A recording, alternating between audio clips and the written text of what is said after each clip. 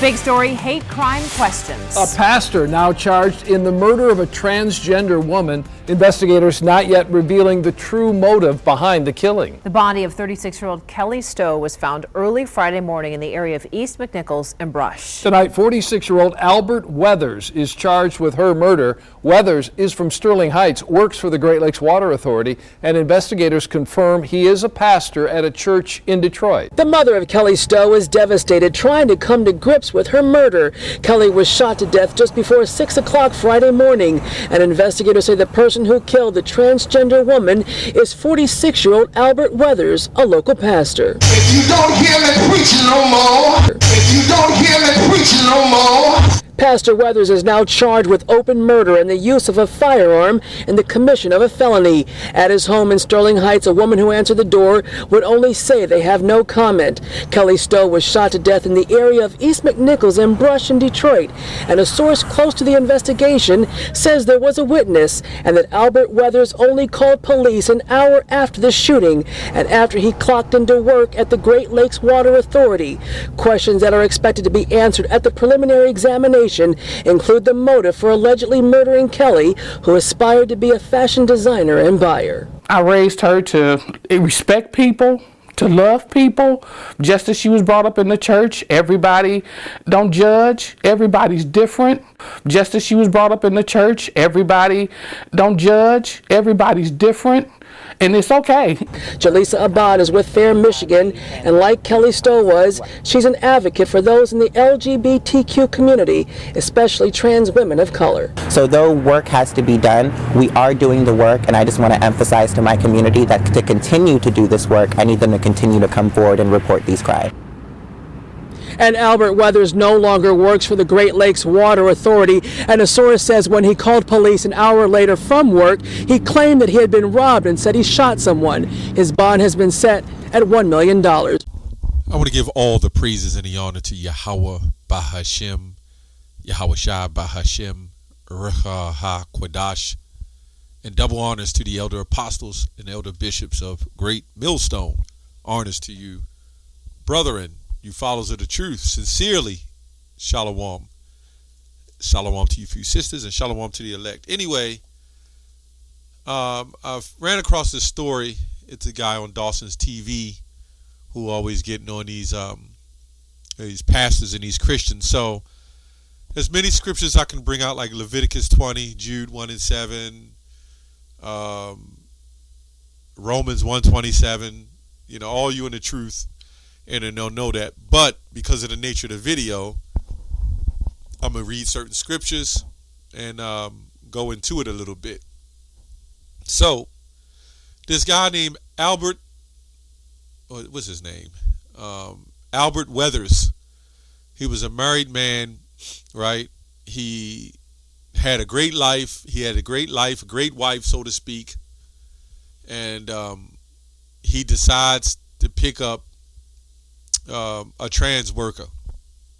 Now, what the news is not telling you, number one, there's something linked between the judge and him, so he's kind of juiced in, one of the judges, from what I hear, and he's home on house arrest or home monitoring, and he's not even in jail, but his case comes up Friday, so that's interesting, how this man was able to murder even on a hate crime, so to speak, in his society, and somehow he's home on a house arrest. And this was a church pastor preacher.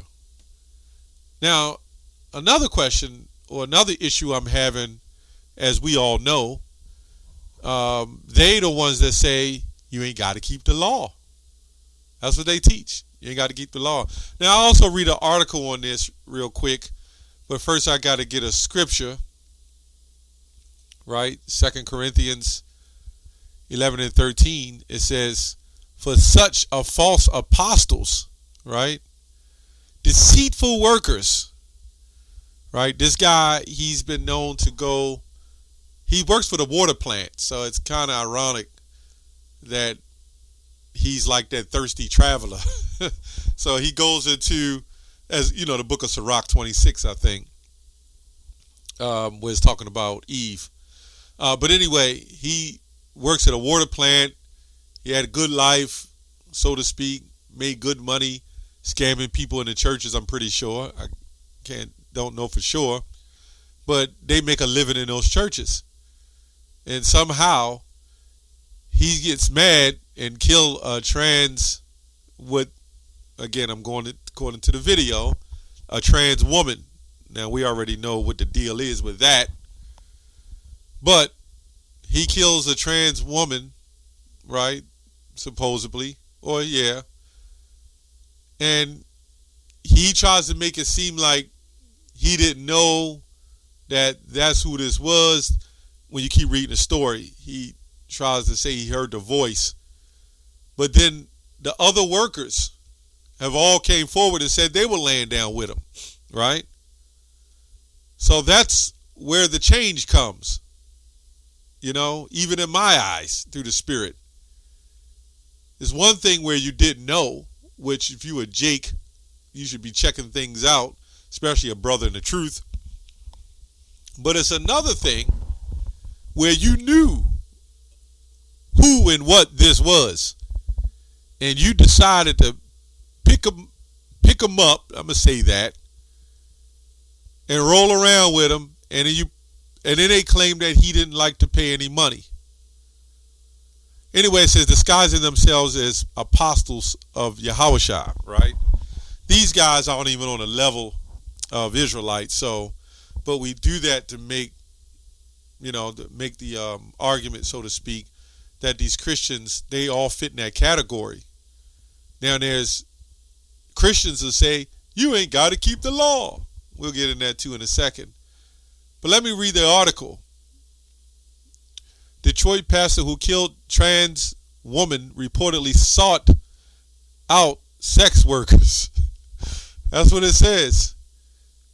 And he supposedly killed Kelly Stowe. I'll read this a little bit. New testimony from Kyra Butts. Right? That's what it says. New testimony from Kyra Butts, a self-identified trans sex worker who was friends with Stowe, the woman he killed, or, you know the point.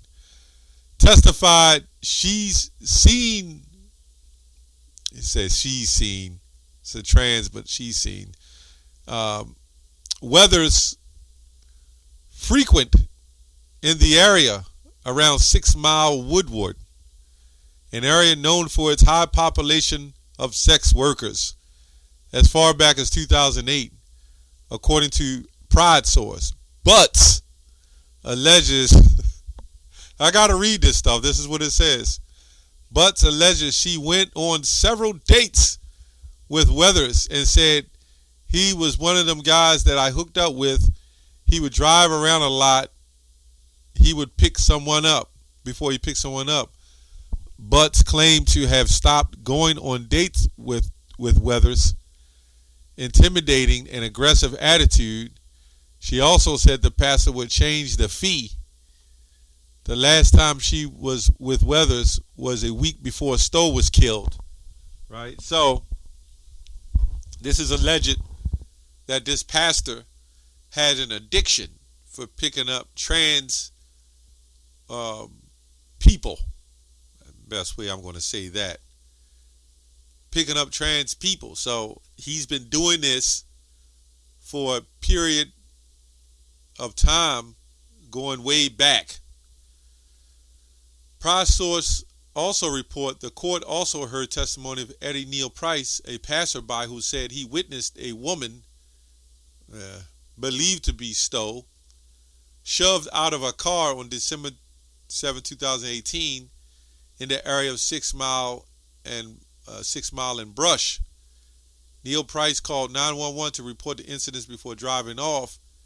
It is believed Stowe was killed due to payment for a sex work transition, according to authorities.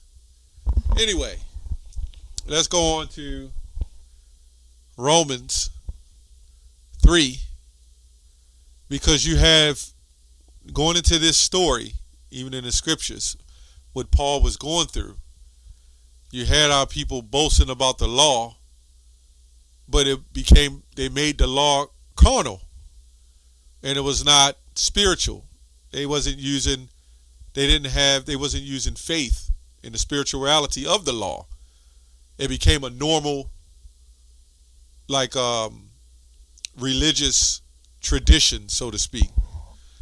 Anyway, what is boasting then? Is it excluded by the law of works? Nay, nope. But the law of faith, right? This also we go into with the MOTB. You have people keeping the law, but you're going to need faith in that time, right? Therefore, we conclude that a man is justified by faith without the deeds of the law. Why is he saying that? Because with faith, you go back to the first commandments. You'll love the Lord with all your heart and soul and strength. Is he the God of the Jews only? Is he not also of the Gentiles? But Gentiles is not even an original word. It's a heathen man, right? Yes, of the Gentiles also. Seeing it is one God that which shall justify the circumcision by faith and uncircumcision through faith, right? So it says, seeing it is one power, because Jake's like working, following different gods, which shall justify the circumcision by faith. Understand that we can't keep the law 100%, but it's still a tradition, a righteous thing for us to do to the best of our ability. And it's uncircumcision through faith. Do we make void the law through faith? God forbid. Yea, we establish the law. So this is a balance here. One part of it,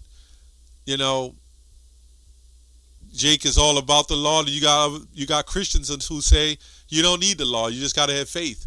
Well, this is why when you go to James, the 2nd chapter, it says faith without works is dead. What is one of the works? That also goes into the deeds of the law as well. You got to do the Passover. You got to do the holy days. You got to love your brethren. You got to be charitable. All the things that are in the law that's said to do. So clearly we see the preachers and the pastors, they're not about the law. Let's go to John 14:21. They said you don't need to keep the law, but yet they claim it's all about faith. Their mindset of faith is all you got to do is believe in God and Jesus, and you'll be delivered. Well, what's happening, man? How do you believe? Let's go to John 14:21. He that hath my commandments, like mainly the first commandment, and keepeth them, he it is that loveth me. And he that loveth me shall be loved by my Father, and I will love him, and I will manifest myself in him. Now you also got other scriptures says if you love me, you keep my commandments. Well, this is the love of my commandments, doing the best you can of your ability. I think that's John 14:15. If I went up earlier, if you love me, keep my commandments. These pastors, these preachers, they're not about commandments. They're not about the law. And when you look at it, this is why the whole so-called black community is destroyed. First of all, I don't know why they call it a community, because a community is a gathering of people under one accord with the same ingredients. But giving us that black African American, right, put that title on us to further keep us oppressed into being the Hamites. I just did a video on that, where these Christians and these churches are saying we're Canaanites, Hamites, Canaanites, or whatever, because of that region. So they immediately put us in that category, when the slaves came from the western parts of Africa, but first Spain, Europe, then Africa. So why didn't they call us Spanish American Negroes or European Americans? Nope. They hit us with African Americans, right? Revelation 22:14. Blessed are they that do his commandments, that they may have right to the tree of life and may enter in through the gates into the city. For without are dogs and sorcerers and whoremongers and murderers and idolaters, and whosoever loveth and maketh a lie. Right?